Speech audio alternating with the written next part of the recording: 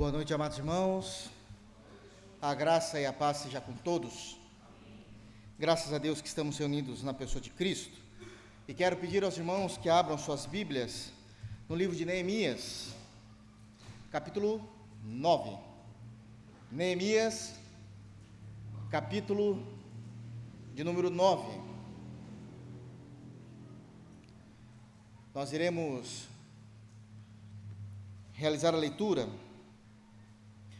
dos versos 1 a 5, Neemias, capítulo 9, versículos de número 1 a 5, amém?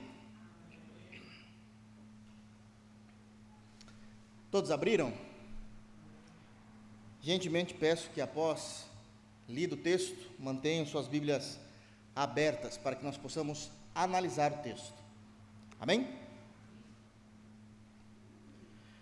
Diz assim o texto bíblico: no dia 24 deste mês, se ajuntaram os filhos de Israel com jejum e pano de saco, e traziam terra sobre si. Os da linhagem de Israel se apartaram de todos os estranhos, puseram-se em pé e fizeram confissão dos seus pecados e das iniquidades de seus pais. Levantando-se no seu lugar, leram no livro da lei do Senhor, seu Deus, uma quarta parte do dia. Em outra quarta parte deles fizeram confissão e adoraram o Senhor, seu Deus. Jesuá, Bani, Cadimiel, Sebanias, Buni, Serebias, Bani e Kenani se puseram em pé no estrado dos levitas e clamaram em alta voz ao Senhor, seu Deus. Os levitas Jesuá, Cadimiel, Bani, Hassabaneia, Serebias, Rodias, Sebanias e Petaías disseram: levantai-vos, bendizei ao Senhor vosso Deus, de eternidade em eternidade. Então se disse: bendito seja o nome da tua glória, que ultrapassa todo bendizer e louvor. Amém. Vamos orar ao Senhor? Feche teus olhos. Soberano Senhor, nós nos reunimos como tua igreja, por meio de Jesus Cristo, e nós lhe adoramos, lhe bendizemos, exaltamos o teu santo nome. Fala, Senhor Deus, aos nossos corações, que possamos aprender da tua palavra. Esclarece-nos, Deus, por meio de Cristo, o texto aos nossos corações, para que possamos não apenas crer, mas vivenciar essas verdades. É no santo nome de Jesus que nós oramos. Amém. Amém, amados? Queridos, no capítulo 8, nós tivemos algumas informações importantes sobre a vida espiritual do povo de Deus. Quero relembrá-los rapidamente o que houve no capítulo 8, para que nós possamos entender o início do capítulo 9. No capítulo 8, os irmãos se ajuntaram, combinaram, e saíram de suas cidades e foram até a capital, Jerusalém, com um único intuito: adorarem a Deus através de ouvir a sua palavra. Eles decidiram que precisavam ouvir, entenderam a necessidade de ouvirem a palavra de Deus. Chegando em Jerusalém, levantaram Esdras, para que este lesse a palavra de Deus e, evidentemente, expusesse a palavra de Deus para eles. O fato deles terem descido a Jerusalém e simplesmente ouvido a palavra de Deus, fez com que Deus enviasse um avivamento sobre toda a nação. A palavra foi aberta, lida, explicada, aplicada, e Deus trouxe um avivamento sobre todo o seu povo em Jerusalém, que agora estava em Jerusalém, de todo o Israel. Mas não apenas isso. Obstante a isso, nós vamos ver depois, ainda na narrativa do capítulo anterior, capítulo 8, os líderes se reunindo juntamente com Esdras, para que eles pudessem aprender agora de forma mais minuciosa a palavra de Deus. E também tiveram o cuidado em expor essa palavra de Deus ao povo. Eles se infiltraram entre o povo, para que pudessem fazer com que todos aqueles que estavam na praça ouvissem o que era a palavra de Deus, a explicação da palavra de Deus, e entendessem a palavra de Deus. Então Deus está trazendo um grande avivamento sobre a nação de Israel, assim também como todo o povo está sendo agora inundado pela palavra de Deus. Quando nós adentramos aqui no capítulo 9, uma nova informação nos é dita. É dito que essa reunião, que esse ajuntamento de pessoas em Jerusalém, não foram poucos dias, mas foram 24 dias. Por favor, leiam comigo o início do capítulo 8, no versículo de número 1, e olha como é tratado essa questão. É dito no versículo 1 do capítulo 8, em chegando o 7º mês. Em chegando o 7º mês, e estando os filhos de Israel nas suas cidades, todo o povo se ajuntou como um só homem na praça diante da porta das águas.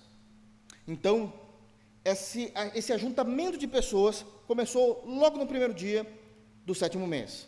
Quando iniciamos o capítulo 9, a informação é esta: no dia 24 deste mês, é o mesmo mês, eles tinham se reunido por no mínimo 24 dias, quando nós temos o capítulo 9 diante de nós. É uma sequência direta ao que estava acontecendo no capítulo de número 8. E essa informação, ela é extremamente importante, porque eles se reuniram por 24 dias, de acordo com o texto. Eles estiveram ouvindo a palavra de Deus, Deus enviando aquele avivamento sobre o coração do povo, e não apenas Deus enviando o avivamento sobre o coração do povo, nós vamos perceber que eles tinham fome de Deus. Eles tinham fome de Deus. Não é comum, aliás, nós não vamos encontrar em nenhum outro lugar das Escrituras Sagradas um único momento em que o povo se ajuntou conscientemente e demoraram-se ali 24 dias com o único intuito de aprenderem a palavra de Deus e adorarem a Deus através daquilo que as Escrituras diziam ao povo. Somente em Neemias nós temos esse ocorrido. Então é singular o que estava acontecendo, é ímpar, é único. Mas também, diante daquilo que nós lemos aqui, dos versos 1 a 5, nós também temos, ainda a título de introdução, uma informação importante, que é por essa informação que nós iremos conseguir interpretar e entender todo o texto de Neemias 9, dos versos 1 a 5.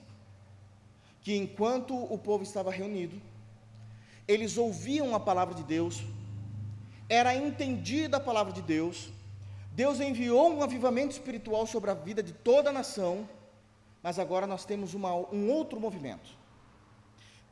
Houve um grande quebrantamento, um quebrantamento profundo no coração de todo o povo, diante da palavra de Deus, que diariamente era lida para eles.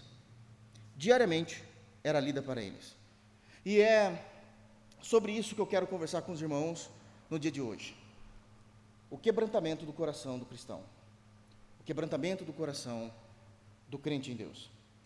Eu quero novamente, então, chamar os irmãos a atenção para lerem comigo o versículo de número 1 do capítulo 9. Prestem atenção como inicia essa narrativa. No dia 24 deste mês, se ajuntaram os filhos de Israel com jejum, pano de saco, e traziam terra sobre si. E imediatamente nós já temos aqui a primeira informação importante do texto. Em primeiro lugar, é que vida com Deus produz quebrantamento de coração. Vida com Deus produz quebrantamento de coração. O capítulo anterior, o capítulo de número 8, nos informa, no término do capítulo 8, que eles estavam em festa. Vocês se lembram disso? A festa dos tabernáculos? Eles estavam alegres. Deus havia provido sobre eles e eles estavam agora celebrando a Deus uma festa. Todos estavam alegres. Todos, de fato, estavam alegres. Mas, diariamente, voltem comigo, por favor, ao capítulo de número 8, E veja como é tratado esse assunto no versículo 18, que é o último versículo do capítulo 8. É muito importante para nós.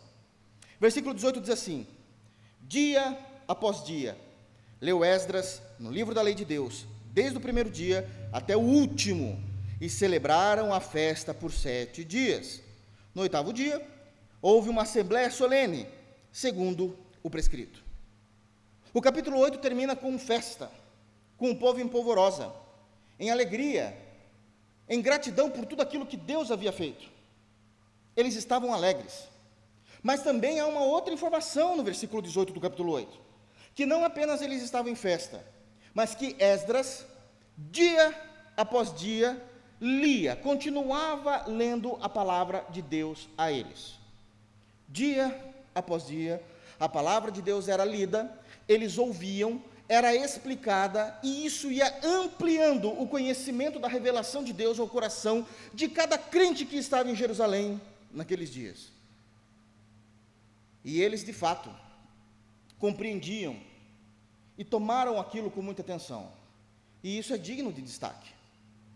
Porque todas as vezes que era lida, a cada dia, a palavra de Deus a eles, eles não ouviam a palavra de Deus em terceira pessoa. Eles não ouviam os textos da narração bíblica, sempre olhando para eles, uma terceira pessoa, dizendo, esse fato foi com eles, foi com aqueles, não foi conosco. Eles nunca entenderam dessa forma. Todas as vezes que Esdras abriu o livro da lei e lia o livro da lei diante deles, ainda que o livro da lei tratasse de uma narrativa anterior, a um evento anterior, eles ouviam o livro da lei como se Deus estivesse falando propriamente com eles ouviam em primeira pessoa. Aliás, não é isso que está acontecendo exatamente nesse momento? É uma narrativa que poderíamos muito bem, equivocadamente, entender essa narrativa em terceira pessoa, dizendo, foram com eles, somente com judeus. É só uma narrativa histórica. Não há absolutamente nada para eu tirar daqui desse texto. Não foi comigo, sou brasileiro, nascido no século XX, né? Nascido no século XX, pelo menos a maioria aqui. Eles não fizeram isso. Eles ouviam Esdras dia após dia, labutando na leitura da palavra, e eles ouviam em primeira pessoa, dizendo, Deus está falando conosco. Foi, de fato, um evento que ocorreu com os nossos pais, com os nossos antepassados, mas Deus não muda. As verdades de Deus continuam inexoráveis. É para nós o texto que está sendo lido. E conforme eles iam ouvindo, dia após dia, eles iam crescendo no conhecimento das verdades de Deus. Lembre-se, eles estavam em festa, alegres, mas diariamente eles tinham tempo para ouvirem a palavra de Deus. Os dias foram passando. Os dias foram passando desde o primeiro dia do 7º mês. Quando chegou-se no 24º dia, de acordo com a narrativa, eles não aguentam mais o impacto da palavra de Deus. A palavra era lida, eles entendiam, absorviam, tomavam para si, e aconteceu algo maravilhoso no 24º dia. Eles saltam da alegria da festa para a seriedade do jejum, por causa do quebrantamento. A cada dia que Esdras lia a palavra de Deus, o conhecimento deles ia aumentando a respeito de Deus. Cada vez que o conhecimento a respeito de Deus ia aumentando na vida deles, eles conseguiam enxergar aspectos da vida cotidiana deles, do modo de vida deles, que também precisavam passar pelo arrependimento, precisavam se achegar a Deus, pedindo perdão pelos pecados, clamando por misericórdia. Lá no primeiro dia, Deus já tinha provocado neles o avivamento. Mas isso não significava que ainda não existiam muitas áreas da vida que não precisavam ser realinhadas, restauradas, renovadas. a festa acontecendo, a alegria solta, mas no 24º dia, eles não aguentam mais serem impactados pelo conhecimento de Deus, pela leitura da palavra, e entendem que em muitos aspectos da vida deles precisavam ser restaurados para a glória de Deus. Cessa-se a festa, cessa-se a alegria. Todo o povo, quebrantado pelo Espírito de Deus, começam agora a jejuar como uma nação santa. Começam a buscar a Deus como uma nação santa. E eles começam a se abster de alimentos, como um simbolismo de que aquela alegria que estava agora com eles deveria ser cessada, porque havia uma consciência clara, explícita diante deles, por causa da palavra de Deus, que mostrava que eles tinham pontos da vida deles que precisavam ser restaurados por Deus. E imediatamente eles iniciam um jejum em toda a nação. Mas o texto não diz, no verso 1, que era apenas um jejum. Eles também se vestem de pano de saco e jogam terra, aqui são cinzas sobre suas cabeças, sobre si.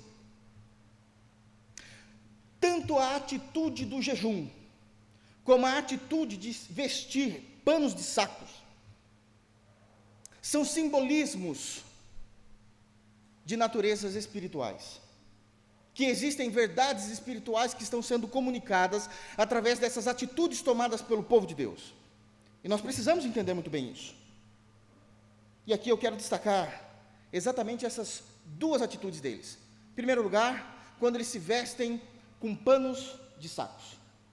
E aqui eu preciso que os irmãos prestem atenção, para que vocês entendam o quão profundo é o quebrantamento e o mover de Deus que estava acontecendo com aqueles irmãos, com aquele povo daquela geração. A pergunta é: por que é que se vestiram de pano de sacos? Por que é que fizeram isso? Nós precisamos entender então que, quando um judeu se vestia com panos de sacos, eles estavam demonstrando a todos que estavam num estado de um sentimento profundo pela verdade de Deus. Nós chamamos isso de contrição. Quando o judeu se vestia de panos de saco, é porque eles estavam evidenciando um estado de contrição. E aí vem a segunda pergunta. Entendi, pastor. O que é contrição? E a contrição é o resultado do arrependimento e do quebrantamento. Deixa eu explicar isso um pouco melhor para os irmãos. Arrependimento. Eu disse em um dos últimos sermões pregados num domingo, que o arrependimento é a palavra metanoia no grego, que vem de mudança de mente e expansão da consciência. Por que mudança de mente? Porque nós passamos a entender que muito daquilo que nós pensávamos fora da pessoa de Cristo, muito daquilo que fazíamos, tomávamos atitudes, agíamos fora de Cristo, era considerado pecado pela Trindade Santa. Porque Deus determinou que muito daquilo que nós pensávamos ou obrávamos era pecado diante de Deus. E nós mudamos então a nossa mente, entendendo que nós não devemos mais fazer isso, uma vez que fomos iluminados pela palavra de Deus e convertidos ao Senhor Jesus. Essa é a primeira parte, uma mudança de mente. Mas também cabe ao arrependimento a expansão da consciência. Não é apenas deixar de fazer aquilo que era pecado, porque existe um Deus sobre nós que falou que aquilo é pecado, e se eu não fizer, Deus vai fazer biquinho, porque Ele quer que eu não viva daquele jeito. Não, isso não é um arrependimento legítimo. O arrependimento legítimo é não apenas deixar de fazer, mas expandir a minha consciência, entendendo que aquilo que Deus pede está certo. De forma popular, arrependimento é concordar com a Trindade. Vocês se lembram disso? Arrependimento é concordar com a Trindade. E nem sempre é fácil a gente concordar com a Trindade. Eu disse que nas coisas fundamentais nós concordamos, mas nos detalhes, nem sempre. Se fosse tão fácil concordar com a Trindade, nós não pecávamos. Então é uma luta diária. Mas tudo isso que eu falo aqui a respeito de mudança de mente, expansão da consciência, eu preciso confessar que está na área da teologia. Está na área da teologia, nós entendemos isso, é claro para nós. Mas, pastor, e na prática? E aí, uma vez que a gente entendeu o conceito, o Senhor nos revelou, nos iluminou, como é o conceito disso? E aqui eu quero fazer na prática, porque Neemias é uma teologia prática, não é necessariamente uma teologia acadêmica, é uma teologia prática.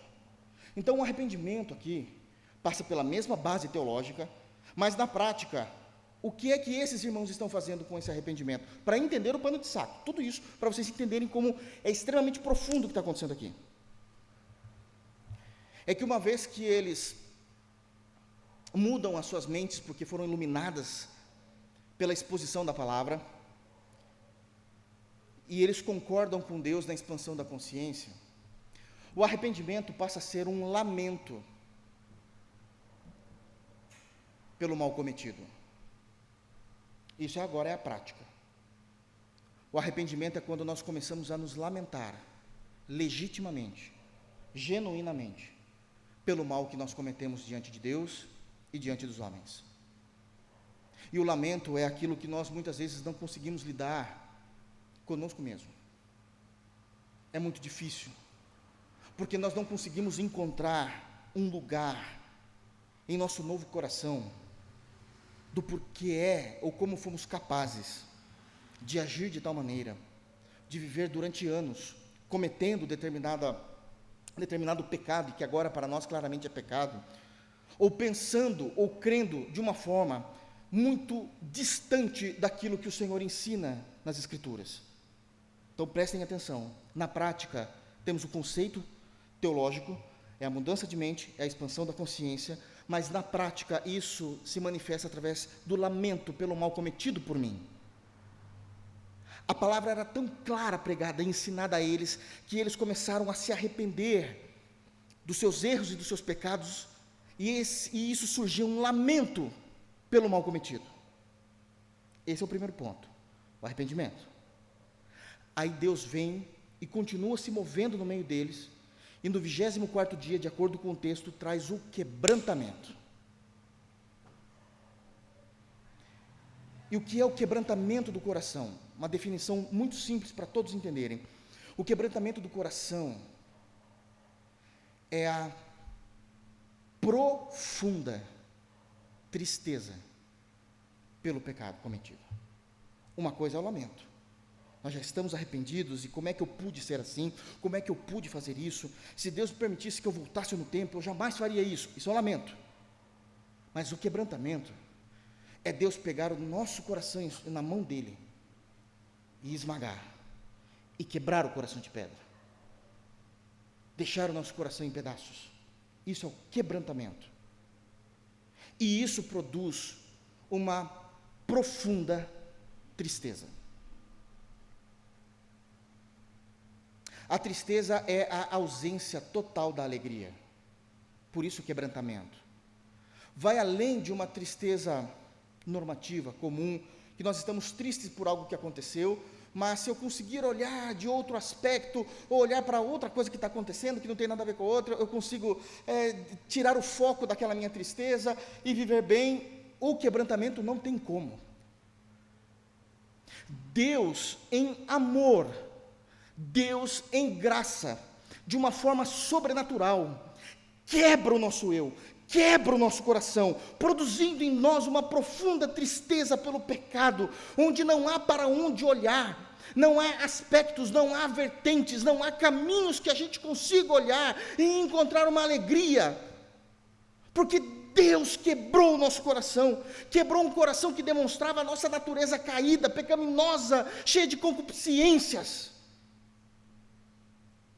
E agora o ser humano, alcançado pela graça bendita de Jesus, tem o seu coração quebrantado, quebrado, e a gente se encontra na mais profunda tristeza que um ser humano possa alcançar. Arrependimento, o lamento e o quebrantamento, a profunda tristeza. Esses dois juntos vão resultar na contrição. A contrição é um sentimento pungente. O que é isso? O arrependimento surge no coração, na consciência do homem.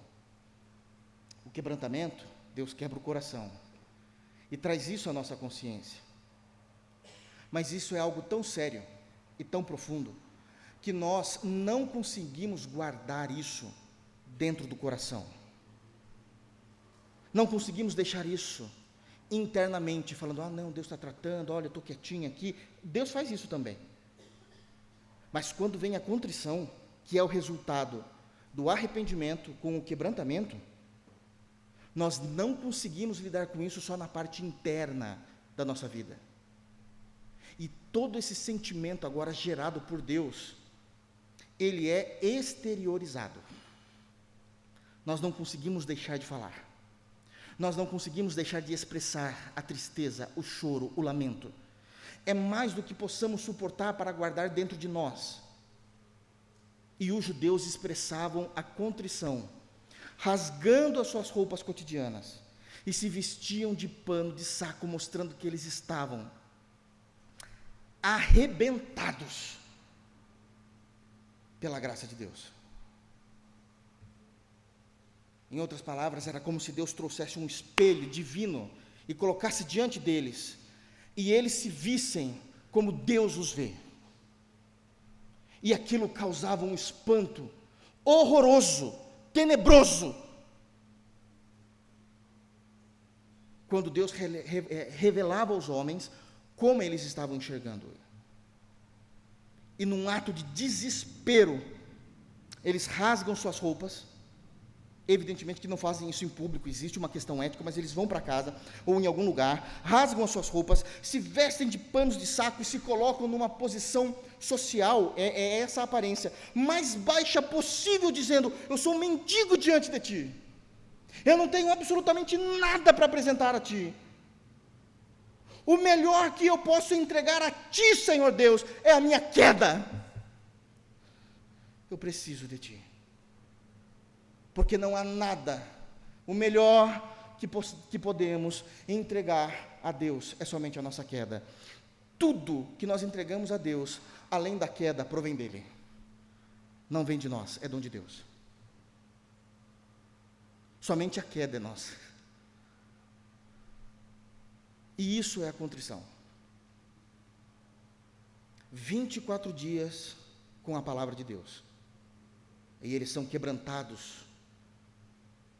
Primeiro por um avivamento espiritual e depois são soterrados por uma avalanche da graça, onde eles conseguem se enxergar quem são aos olhos de Deus, que ainda haviam muitos aspectos da vida deles que precisavam ser restaurados, que precisavam passar por arrependimento, convertidos a Deus. E isso é pano de saco. Mas o texto continua dizendo que eles não se vestiram apenas de pano de saco e jogaram cinzas sobre si, dizendo que são sujos, essa é a ideia, de jogar cinzas sobre si, exteriorizando aquilo que eles estão sentindo. A contrição é algo tão sério, irmãos. A contrição é algo tão sério, que quando nós lemos Ezequiel, capítulo 36,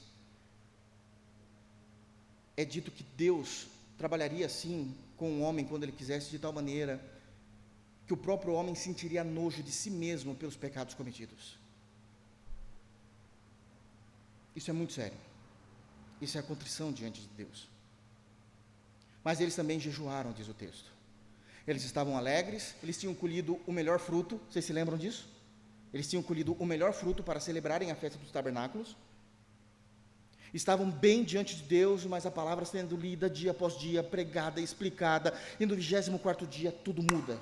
O quebrantamento vem, eles se vestem com roupas de saco, mas também agora eles vão passar a jejuar e eles vão se abster de alimentos. E a gente precisa entender o que é o jejum diante das Escrituras.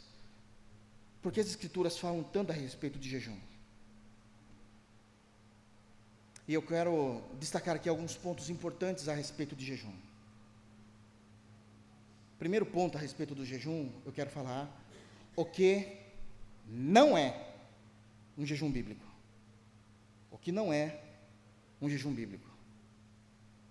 Não é um jejum bíblico ficar somente sem comer.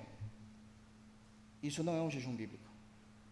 Se o jejum bíblico é ficar somente sem comer, em nada se difere do jejum clínico que um médico fala: olha, a partir das 19 horas você não pode mais comer, porque amanhã pela manhã você vai realizar um exame. Dá na mesma, então. Então, o jejum bíblico não é apenas ficar sem comer. Isso em nada iria se diferenciar de um jejum clínico. O segundo destaque que eu quero dar: o que é o jejum bíblico? O que é o jejum bíblico? O jejum bíblico é a abstenção por um tempo determinado de todo alimento, a fim de que a carne se submeta ao espírito. É a abstenção por um período de tempo, a fim de que a carne se submeta ao espírito. O jejum bíblico é a abstenção de alimentos com a finalidade de mortificar a carne. De mortificar a carne. E dizer a nós mesmos que os prazeres desta terra, que a alegria deste mundo, não são superiores à alegria que nós temos em Deus por meio de Cristo Jesus e de uma vida santa. E isto é o jejum bíblico. Isto é o jejum bíblico. Mas eu preciso abrir um parênteses, se não ficou claro quando eu disse que é abstenção total de alimentos. Qualquer compreensão a respeito de jejum, onde se entende, ensina e alguém pratica dizendo: olha, eu vou fazer, por exemplo, jejum de chocolate. Eu vou ficar tantos dias sem comer chocolate. Sei lá, eu já ouvi muito de jejum de Coca-Cola. Irmãos, por mais sincero que isso seja, isso não está na Bíblia. Isso não é bíblico. O jejum é a abstenção total, por um período de tempo, a fim de mortificar a carne. Mortificar a carne. Sim, o jejum deve ser feito num período de tempo em que você sinta a fome e não coma. Bom, pastor, eu levanto 8 horas da manhã, às 8h30, já, depois de um bom banho, já estou tomando o meu café da manhã, 9 horas eu inicio o meu jejum, às 10 horas eu entrego. Meu irmão, isso não é jejum. Entendo a sua sinceridade, entendo a fé com que você faz isso, mas uma fé que não tem um texto bíblico baseado não vale. O jejum é passar tempo o suficiente para que a sua carne, o seu corpo, sinta a necessidade de comer, e você diga a ele: viver em Cristo é melhor do que os prazeres desse mundo. Eles tinham um banquete diante deles, as melhores frutas estavam diante deles, e eles não disseram: eu vou fazer um jejum de tâmara, o resto está liberado. Não falaram isso. Eles se absteram totalmente dos alimentos. A água sempre foi muito clara que se era possível tomar, mas o jejum é de alimentos, não de água. Qual é o período de tempo, pastor?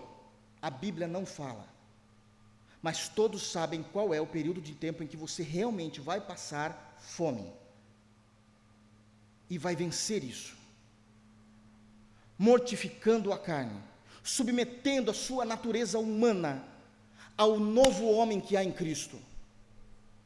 Isso é muito importante. Muito importante. Terceiro destaque. Qual o objetivo do jejum? Qual o objetivo do jejum? A resposta é simples, mas muito séria. A santificação pessoal. A santidade não pode ser compreendida pelo povo de Deus apenas no aspecto moral, mas também no aspecto espiritual. Dou um exemplo. A santidade moral é, olha, eu bebia, não bebo mais, eu fumo, não fumo mais, eu roubava, não roubo mais. Isso são questões morais. Elas existem, estão nas Escrituras Sagradas, mas a santidade não é só uma questão moral. Por quê? Porque é perfeitamente possível um ímpio que nada tem a ver com Jesus fumar e parar de fumar. Ele roubava e deixa de roubar. Ele bebia e deixa de beber. E ele não deixou por causa de Cristo. Deixou por causa da filha dele, que ele viu entrando numa situação difícil de saúde, e aquilo mexeu com ele, ele falou, a partir de hoje eu vou ser um bom pai, não irei beber mais. Não tem nada com Cristo. E ele deixou de beber. Quando nós olhamos para a santificação apenas em aspectos morais, nós reduzimos o Evangelho de Jesus. A santificação vai muito além de conceitos morais. A santificação são conceitos espirituais. Não é apenas eu deixar de beber, deixar de fumar, também é, mas vai além. É eu ser uma nova pessoa em Cristo. As saídas do meu coração já foram regeneradas pela palavra de Deus. Aquilo que eu penso, como eu vejo, como eu enxergo o mundo, a vida. Eu me converti a Cristo. E o jejum nos ajuda nesta santificação. Então já sabemos o que não é o jejum bíblico, o que é o jejum bíblico, qual é o objetivo do jejum. Um quarto destaque que eu acho que é importante. Quando eu jejuo, o que acontece? Irmãos, aqui eu teria que ter um sermão só sobre jejum. Não dá para falar. Mas de forma simples. Por exemplo, quando nós jejuamos, nós nos tornamos pessoas mais espirituais. Vou dar um exemplo. Vocês se lembram daquele texto em que Jesus estava orando? Ele fala para os seus 3 principais apóstolos, Pedro, Tiago e João, olha, venham, orem comigo também. E Jesus se retira para orar sozinho, e depois de 1 hora ele retorna e ele vê os 3 dormindo, e ele acorda eles e diz assim, orem, porque o Espírito, está falando do Espírito humano, tá? Não é do Espírito Santo, o Espírito está pronto, mas a carne é fraca. E isso aqui é um alerta muito sério. Sabe o que é o Espírito está pronto? Ele sabia que os apóstolos eram verdadeiramente convertidos. Eles sabiam que os apóstolos estavam com ele até o fim. Ele sabia que os apóstolos não estavam mentindo quando afirmavam que criam nele, que viveriam para ele. Mas também ele estava dizendo que os apóstolos tinham sua natureza muito fraca. E a carne fraca poderia ganhar do Espírito que estava pronto. Olha o que aconteceu com Pedro.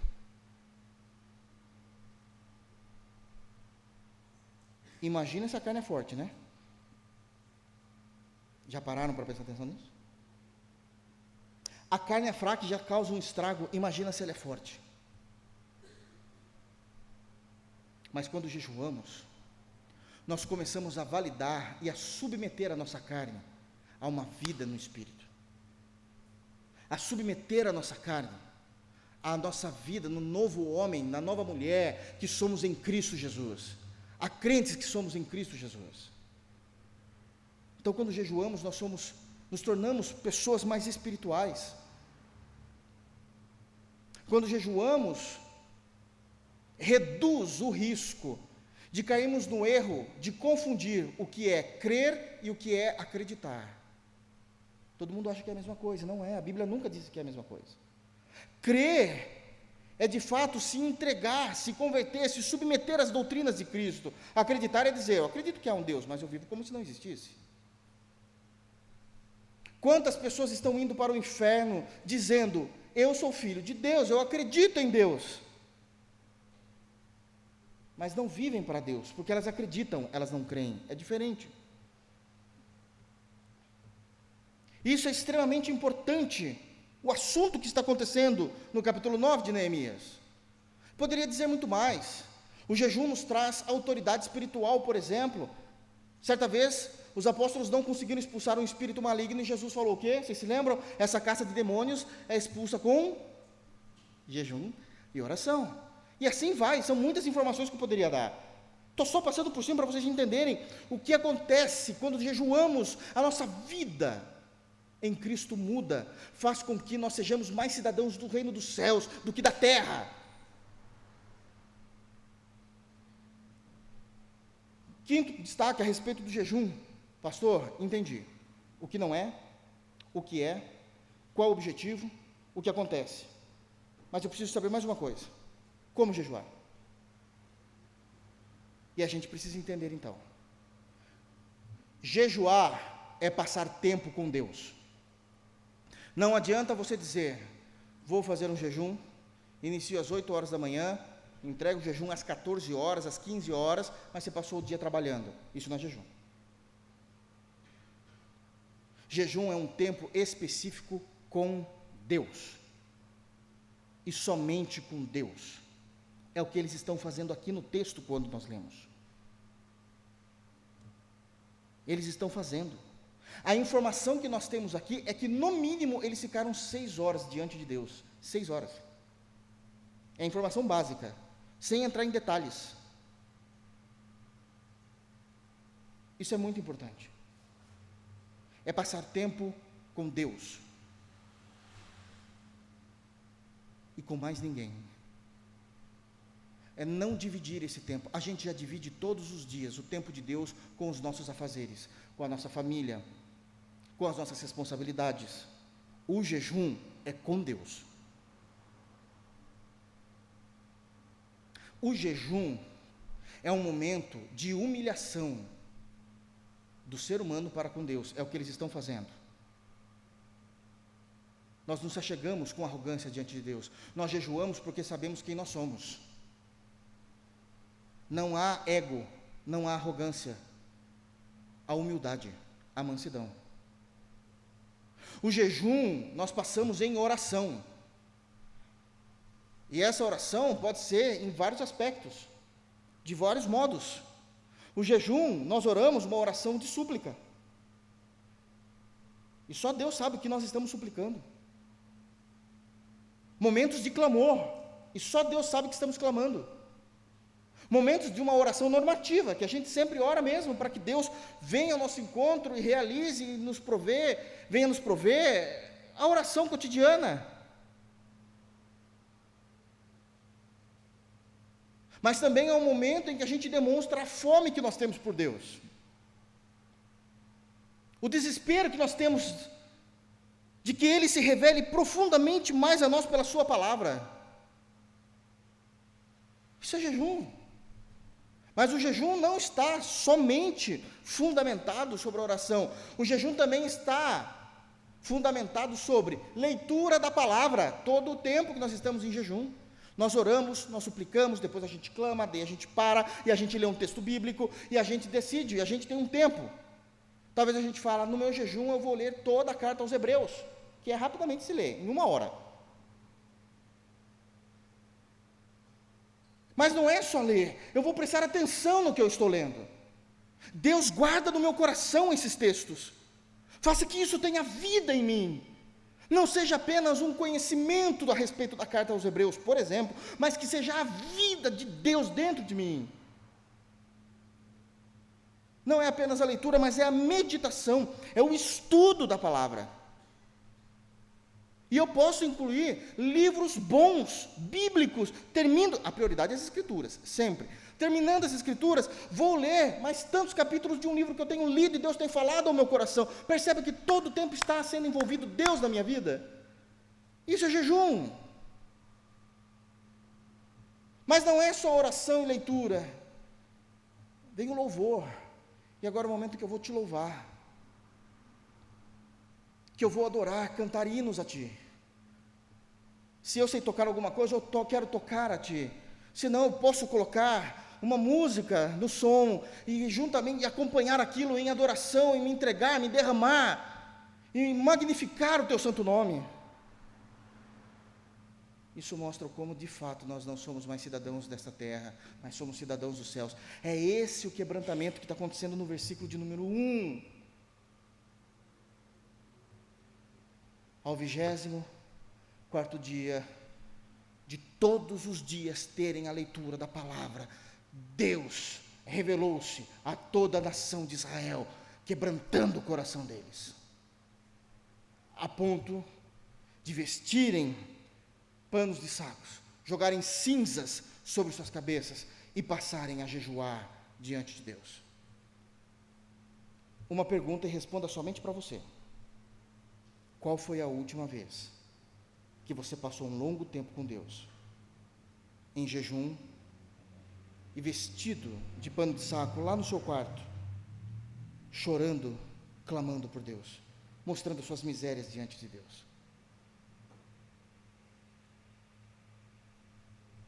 Segundo lugar, versículo de número 2, e diz: os da linhagem de Israel se apartaram de todos os estranhos. Os da linhagem de Israel, isso é, os judeus, se apartaram de todos os estranhos. Em segundo lugar, uma informação importantíssima: o quebrantamento nos afasta de tudo aquilo que Deus repudia. O quebrantamento do coração nos leva para longe, nos afasta de tudo aquilo que Deus repudia. O quebrantamento do povo de Israel começou no íntimo do coração. O quebrantamento começou na consciência desses irmãos, mas ele vai se aflorar numa vida prática. Eles tomaram uma decisão, toda a nação: nós não iremos mais ter comunhão com aqueles que têm uma vida que desonra a Deus. Nós não teremos mais um relacionamento íntimo com aqueles que não possuem a mesma fé em Deus. O texto chama esses de estranhos.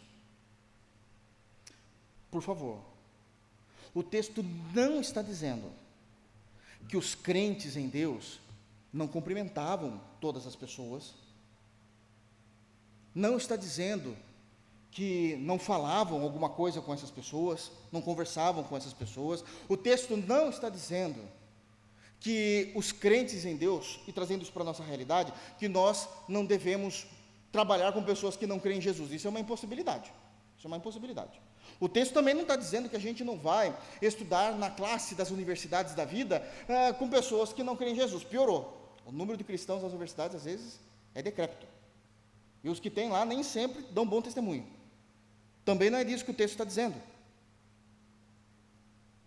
Mas o texto está nos revelando que, uma vez que nós temos conhecimento de Deus, porque a palavra foi lida, a sua vontade foi revelada, a sua pessoa foi revelada, e temos esse conhecimento por meio de Jesus Cristo, nós conseguimos conviver com todas as pessoas, mas não comungamos com todas elas.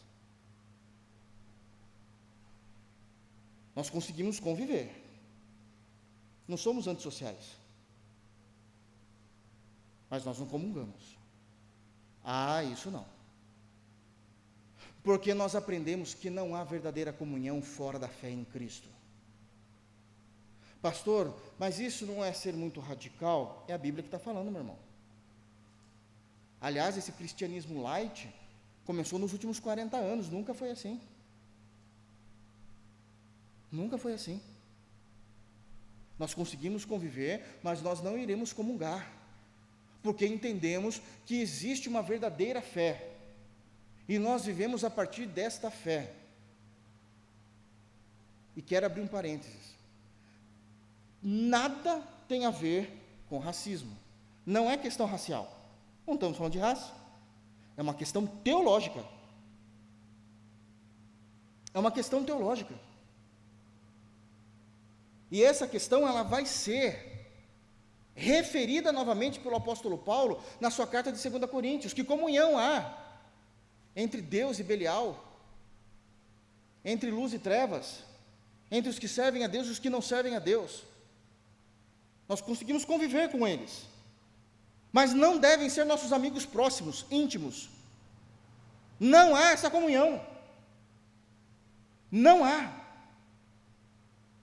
Porque essas pessoas, cedo ou tarde, por mais educadas que sejam de fato, elas vão querer que venhamos abrir mão de princípios, valores, que são inegociáveis pela palavra de Deus. Elas jamais irão se submeter aos nossos valores. Vão achar que nós somos retrógrados, quadrados, que não sabemos aproveitar a vida. Mas elas vão, de alguma forma, nos incitar a viver ou a quebrar os nossos valores. E com orgulho, dizendo: aí, descobriu o que é vida por causa de mim, hein? A gente sabe como funciona essa história, irmãos, a gente não é bobo.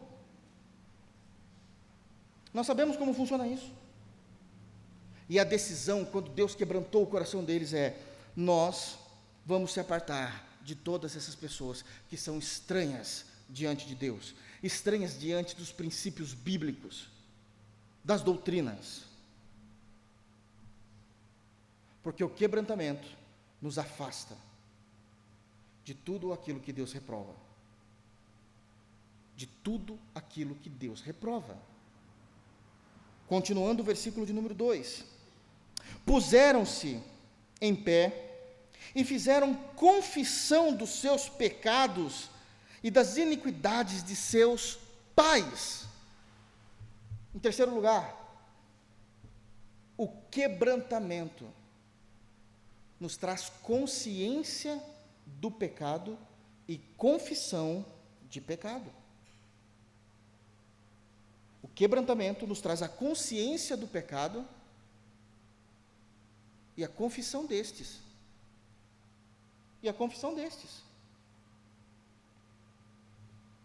Uma vez que você e eu somos iluminados pela viva palavra de Deus, uma vez que a palavra de Deus nos produz a consciência de quem Deus é e de quem nós somos,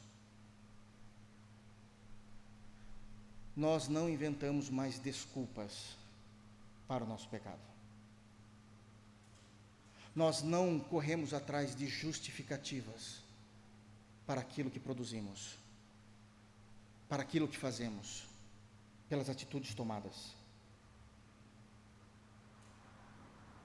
Uma vez que somos alcançados pela viva palavra de Deus, nós reconhecemos o pecado. É o que está dito aqui. Eles reconhecem o pecado. E não apenas eles reconhecem o pecado, eles começam a pedir perdão, a confessarem, diz o final do verso 2, a confessarem os seus pecados, a confessarem as suas iniquidades. Não tem mais por que mentir. Não tem mais por que botar pano. O Senhor falou e me mostrou, revelou quem eu era. E eu estou aqui, Deus, diante de Ti, vestidos com panos de sacos, com o coração quebrantado, arrependido, contrito, com jejum, dizendo: salva-me. Salva-me de mim mesmo. Ajuda-me. Eu nunca falei isso que eu vou falar aqui na igreja. Eu nunca vi um momento para que eu falasse, mas hoje eu quero falar isso. E eu estou afirmando isso. Isso é um conceito teológico, doutrinário, não é uma opinião minha. O nosso velho homem é pior do que qualquer um dos demônios. Isso é muito sério. Nós conseguimos repreender os demônios pelo poder que há no nome de Jesus. Mas muitas vezes nós não conseguimos resistir à nossa própria natureza caída. O nosso velho homem, antes de Cristo, sem a fé em Cristo, é muito pior, é muito mais nocivo a nós do que qualquer um dos demônios que possa haver no inferno. Isso é seríssimo, queridos. E é por isso que eles se entregam e confessam. Eles sabem quem eles eram diante de Deus, o que Deus revelou ao coração deles, o como eles foram contristados, quebrantados. Isso é extremamente sério. E eles confessam. Aliás, a confissão de pecados é um dos resultados do quebrantamento legítimo diante de Deus. Abram, por favor, no livro de Provérbios 28. Provérbios 28. Quero ler com vocês, por gentileza, apenas o versículo de número 13.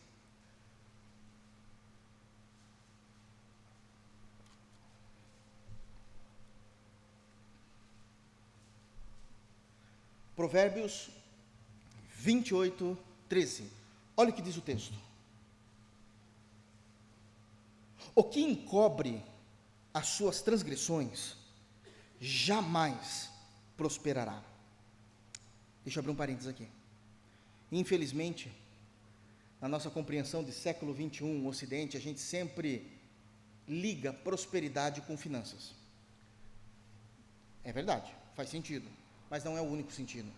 A ideia de prosperar é crescer, amadurecer, se desenvolver em Deus.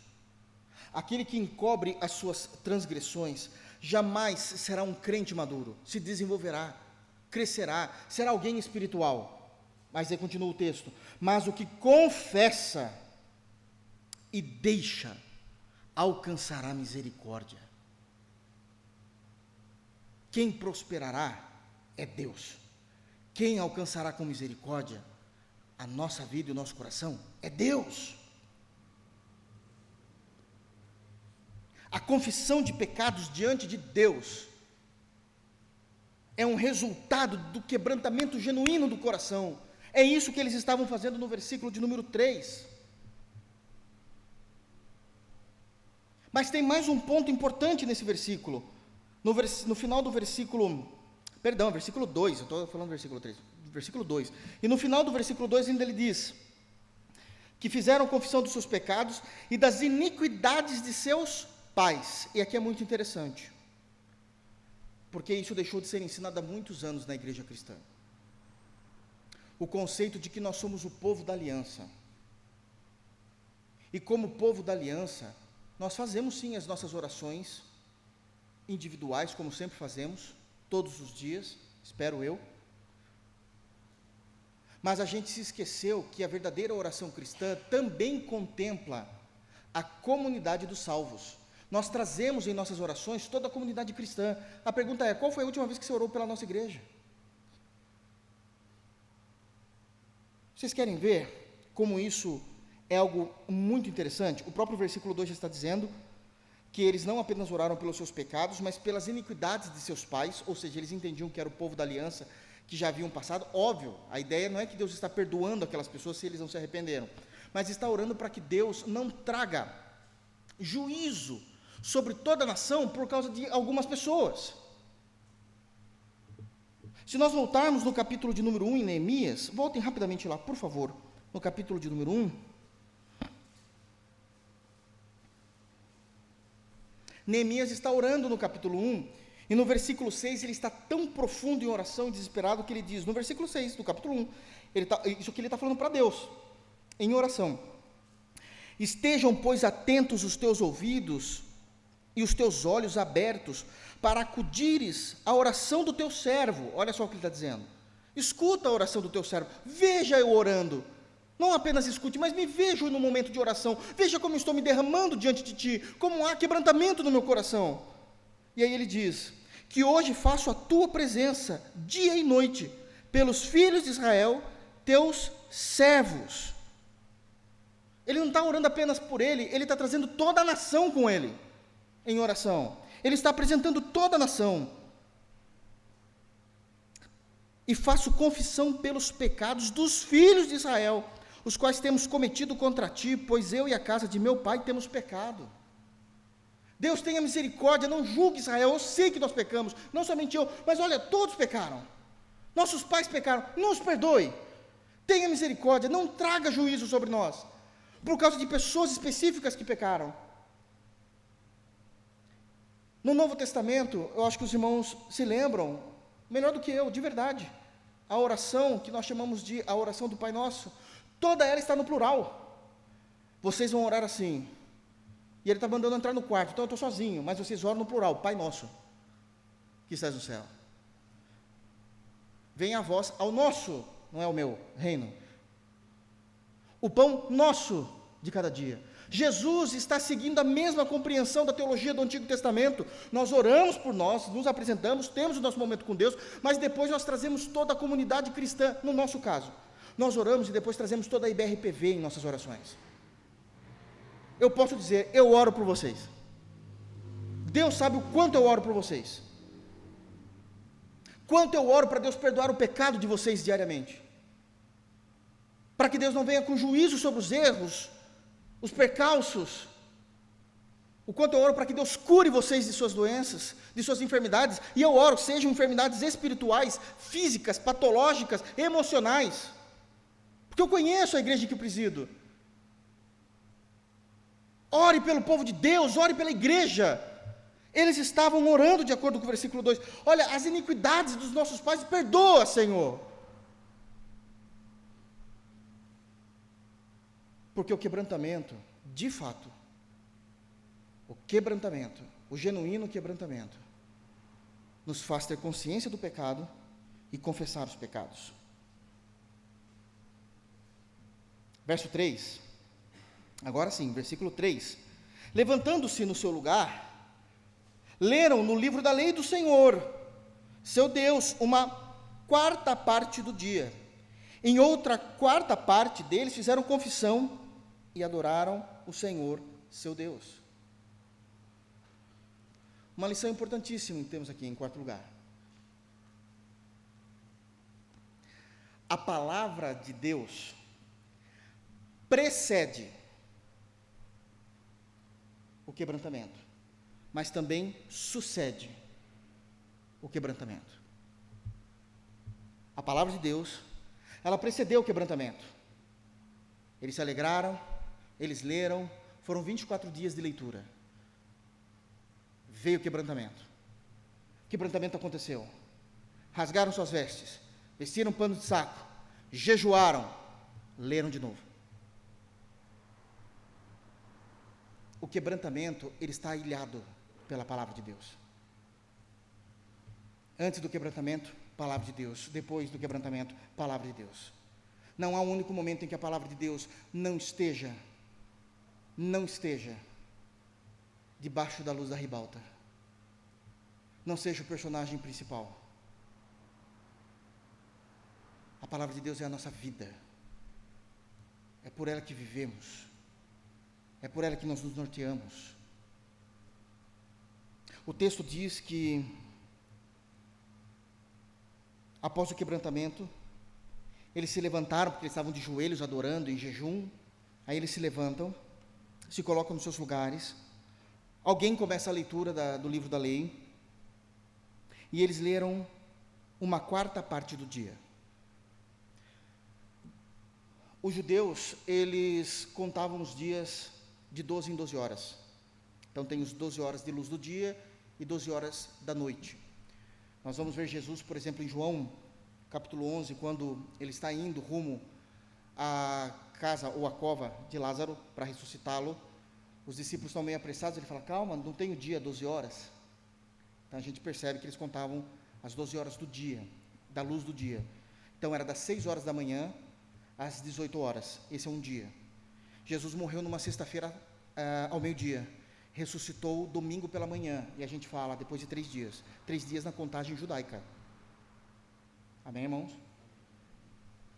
3 dias. Não são 3 dias, senão ele teria que ser sábado, domingo, que ressuscitaria na segunda. Então, são 3 dias na contagem judaica. Isso é muito importante. Bom, uma quarta parte do dia são 3 horas de leitura. Eles leram. Alguém leu e eles ouviram por 3 horas. Os irmãos sabem que nós temos o nosso Lendo a Palavra, e quando nós lemos muito, a gente lê 5 capítulos. Dá menos de 1 hora de leitura. E eu vi já gente falando assim, nossa, mas 5 capítulos, pastor? Você fala, meu Deus, vamos ficar em paz, né? São 3 horas. Nessas 3 horas de leitura bíblica, muita coisa poderia ter sido lida. Pelo menos 3 livros de profetas menores. Conforme o profeta, se a gente colocar Obadias, colocar esses profetas que não são mais simples, Sofonias, Abacuque, eles podem ter lido até 8 livros. 3 horas de leitura, eles leram tranquilamente. Gênesis e Êxodo. Dá para ler. Quantas coisas, profetas, os maiores, 3 horas de leitura dá para ler. Daniel, tranquilamente. Isaías não, Isaías é complicado. Mas pode ter lido somente Isaías. Pode ter lido sim.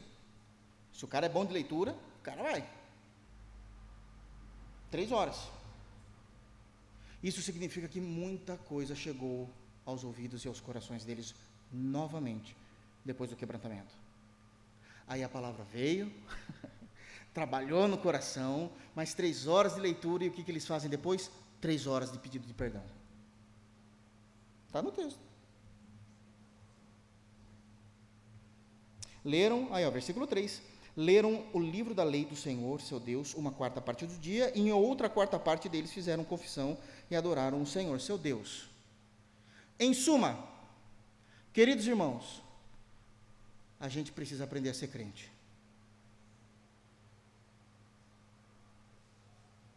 A gente precisa aprender a ser crente. A gente precisa entender que a palavra de Deus tem o protagonismo na nossa vida, que a palavra de Deus deve ter o protagonismo no nosso púlpito, que a palavra de Deus deve ter o protagonismo em todas as esferas da nossa realidade. Eles entenderam isso. E Deus ia trabalhando, e foi um momento de maior avivamento, desse momento do Antigo Testamento. Foi algo glorioso.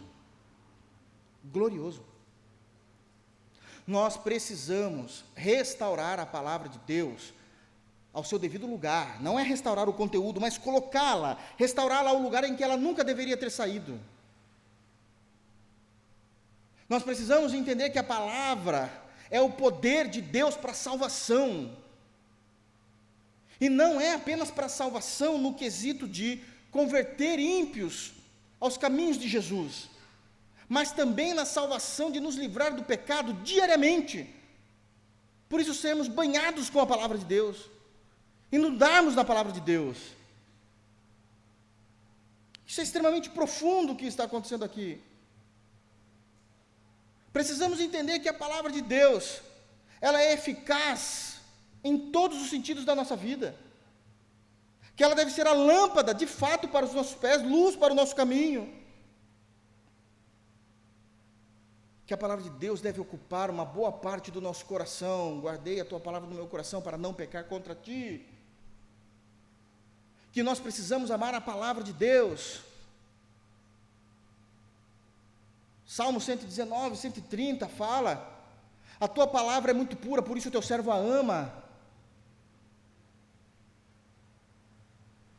A palavra de Deus é o nosso baluarte. É nela que nos agarramos e temos a esperança de que somos salvos, pelo qual Deus fala aos nossos corações. Quando nós abrimos a palavra de Deus e lemos a palavra de Deus, eu preciso que vocês creiam, Deus está falando. É a voz do Todo-Poderoso. Ele está se revelando a você, Ele está falando com você, Ele está te consolando, Ele está te exortando, Ele está te guiando. Ame a palavra de Deus.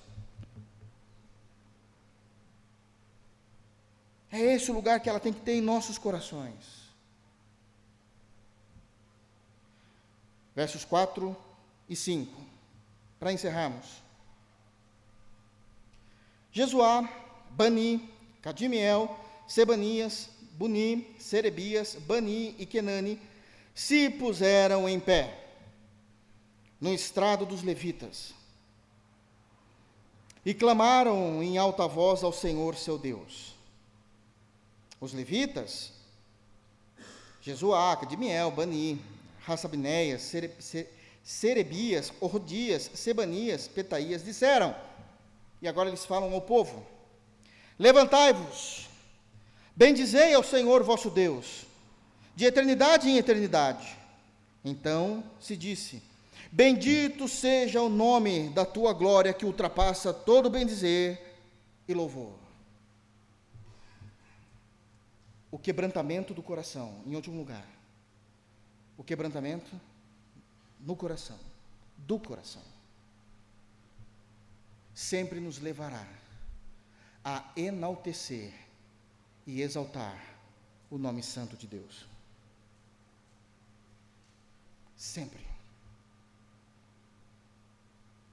O povo se vestiu com vestes de saco, jejuou, se apresentaram diante de Deus, tiveram consciência dos seus pecados, confessaram esses pecados, oraram por toda a nação de Israel, trouxeram a nação de Israel sobre todos eles, ouviram de novo a palavra de Deus, oraram de novo confessando seus pecados, mas vai terminar em adoração. A vós todos, e os levitas primeiro se colocam de pé, para que todos vissem, e eles já começam a glorificar a Deus, e aí eles falam e olham para o povo, e pedem para todo o povo estar de pé diante de respeito, por respeito a Deus, e vamos bendizer o nome de Deus.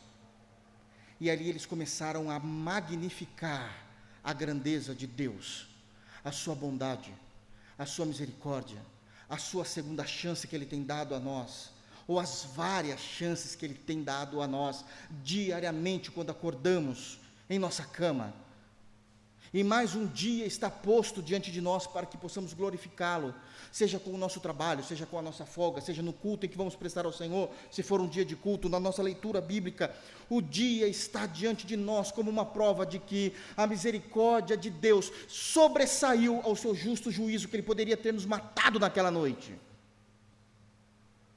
por causa dos nossos erros e pecados.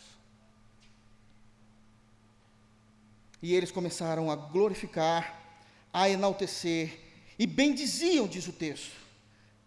Eles bendiziam o nome da glória de Deus, a pessoa de Deus, o caráter de Deus, a natureza de Deus, e aquilo era falado por toda a nação, por todo o povo que tinha sido quebrantado diante de Deus, estavam vivendo um avivamento espiritual na vida deles,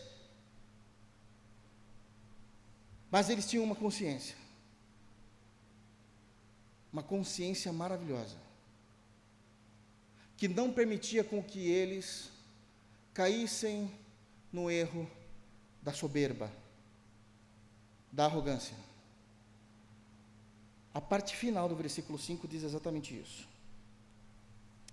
Bendito seja o nome da tua glória, que ultrapassa todo bem-dizer e louvor.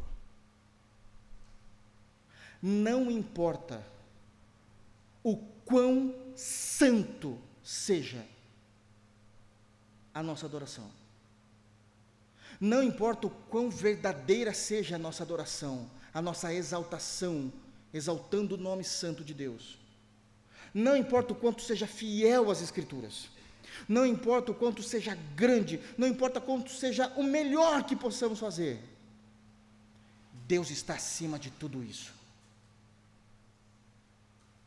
O melhor que possamos entregar a Deus, a glória de Deus, diz o texto, ultrapassa toda a nossa adoração, todo o nosso louvor. Nós nunca iremos conseguir manifestar a adoração que Ele merece, porque Ele é infinito, e nós somos seres finitos. Por mais fiel que possamos ser, Deus é maior. Por mais crente que possamos ser, Deus é maior. Por mais que a gente jejue 40 dias e 40 noites, Deus é maior. Nós nunca iremos alcançar a sandália que Deus usa. Ele é o Todo-Poderoso. A Deus seja a glória, o louvor, no tempo presente e de eternidade a eternidade. Amém. Que Deus nos abençoe em Cristo Jesus. Vamos ficar de pé?